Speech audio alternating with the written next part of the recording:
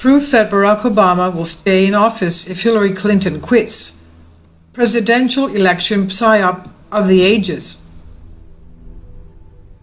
On history, teachinghistory.org, we have questions and answers concerning what happens during presidential death, during the election process, what happens after filling a vacancy from the nomination to the Electoral College vote, vacancies of presidential candidates, vacancies of vice presidential candidates, so on and so forth. Text makes available the answers for us. Both the Republican and the Democratic parties have rules in their bylaws governing how to fill the vacancy. The party chair calls a meeting of the National Committee, and the committee members at the meeting vote to fill a vacancy on the ticket. A candidate must receive a majority of votes to win the party's nod. The same process would happen if a vacancy were to occur after the general election, but before the Electoral College voting. If a vacancy should occur on the winning ticket, it would then be the party's responsibility to fill it and provide a candidate for whom their electors could vote.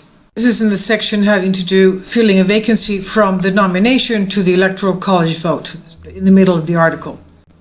In short, the vice presidential nominee on the ticket has no special standing should the presidential nominee be unable to run prior to the date of the Electoral College meets, December 15th, and would not automatically become the party's nominee. The party would convene a special meeting and nominate a new presidential candidate. Depending on the timing and circumstances, it would not be unreasonable to assume that the U.S. Congress might step in and change the date of the election to give the new candidate a fair chance. But there are no existing laws in place to govern all this process. If the winning candidate were to die after Election Day, November 8th, 2016, but before the Electoral College meets, that's December 19th, 2016, this circumstance would likely trigger a major constitutional crisis that would need to be resolved by Congress and the Supreme Court. So everything is up in the air, you see. They have to set a new date.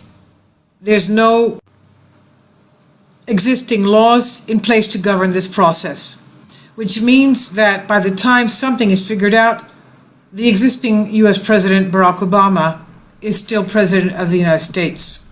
I'll leave links below for you for this.